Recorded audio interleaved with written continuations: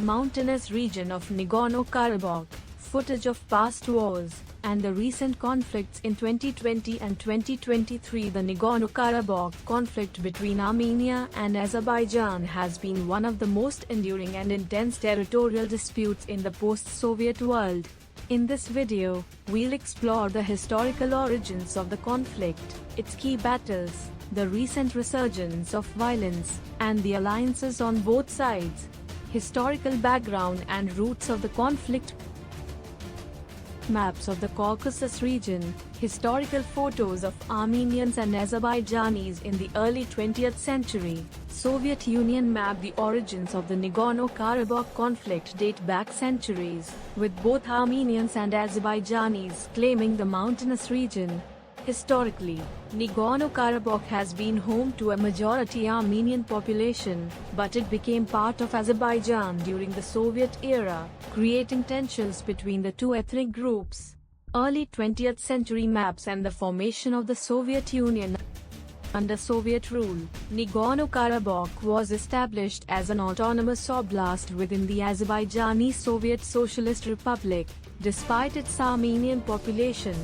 For decades, this arrangement suppressed open conflict, but nationalist tensions simmered beneath the surface. Armenians and Azerbaijanis in Soviet times, with peaceful coexistence and later growing tensions in the late 1980s. First Nagorno-Karabakh War, 1988 to 1994. Protests in Armenia and Azerbaijan. Footage of the war, refugees fleeing the conflict. The collapse of the Soviet Union in 1991 reignited the conflict. In the late 1980s, as the Soviet Union began to dissolve, Armenians in Nagorno-Karabakh began demanding independence or unification with Armenia. This escalated into a full-scale war between newly independent Armenia and Azerbaijan, known as the First Nagorno-Karabakh War. Brutal battles, destruction, and mass displacement during the 1990s conflict. By 1994, Armenia and the local Nagorno-Karabakh forces gained control over Nagorno-Karabakh and surrounding Azerbaijani territories, forcing hundreds of thousands of Azerbaijanis to flee. A ceasefire was brokered in 1994, but no permanent peace treaty was reached, leaving the status of Nagorno-Karabakh unresolved. The post-war situation, including Armenian control of the region and displaced Azerbaijani communities in refugee camps. The era of tense peace, 1994 to 2020, diplomatic meetings, a Minsk group mediation, occasional skirmishes following the 1994 ceasefire. Both sides entered an uneasy peace. Various international efforts, including mediation by the Minsk group, attempted to resolve the conflict, but to no avail. Skirmishes occasionally broke out, with both sides claiming ownership of the region.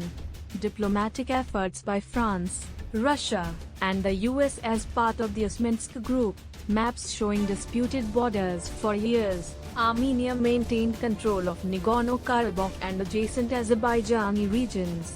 Meanwhile, Azerbaijan, buoyed by its growing oil wealth, rearmed and prepared for the possibility of regaining the lost territories. Second Nagorno-Karabakh War. 2020 explosions, modern warfare with drones. International reports on the 2020 war. In September 2020, the conflict erupted again into full-scale war. Azerbaijan launched a massive military offensive to retake Nagorno-Karabakh, employing advanced drone technology, artillery, and special forces. After 6 weeks of intense fighting, Azerbaijan successfully recaptured much of the territory it had lost in the 1990s. Azerbaijani drones, ground assaults, and Armenian defensive positions being overwhelmed. The 2020 war saw the use of modern warfare technologies, with Azerbaijan relying heavily on Turkish and Israeli-made drones. Armenia was outmatched militarily, and after heavy losses, a Russian-brokered ceasefire was signed in November 2020. The peace agreement, Russian peacekeepers deployed to the region, and refugees from both sides' alliances on both sides, maps showing regional alliances, with visual representation of countries supporting each side. Armenia. Russia has been Armenia's key ally, providing military support and maintaining a military base. Russia mediated the ceasefires in both 1994 and 2020, and Russian peacekeepers are now stationed in Nagorno Karabakh. France, home to a significant Armenian diaspora, has been supportive of Armenia diplomatically and in international forums. Iran, while maintaining ties with Azerbaijan, has historically been cautious of Azerbaijani-Turkish relations and has supported Armenia diplomatically in certain cases. Russian peacekeepers and Armenian military equipment from Russia. Azerbaijan. Turkey is Azerbaijan's closest ally, providing extensive military support, including drones and military advisors. Turkey's backing was crucial during the 2020 war. Azerbaijan has built close ties with Israel, primarily through arms purchases, including advanced drones and missile systems. Pakistan has consistently supported Azerbaijan diplomatically, being one of the few countries that does not recognize Armenia as a state.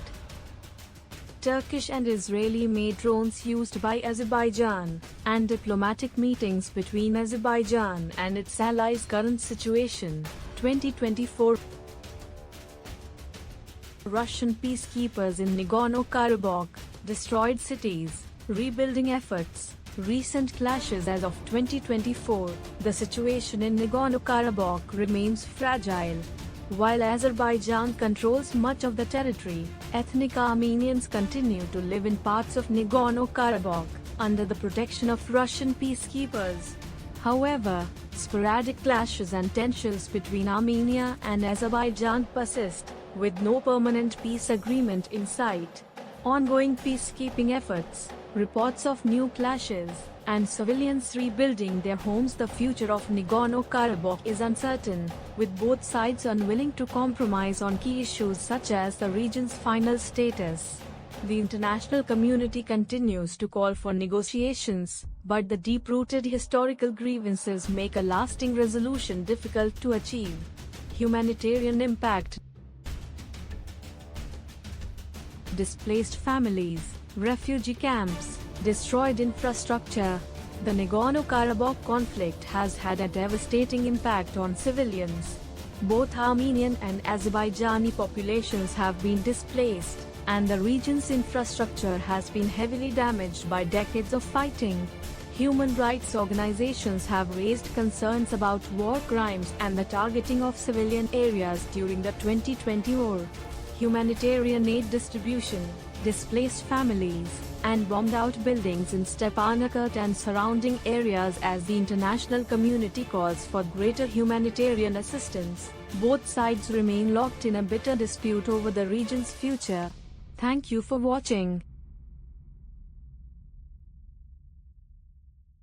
We have some amazing videos coming up, so stay tuned for more updates on global geopolitics. And make sure to hit the subscribe button for more.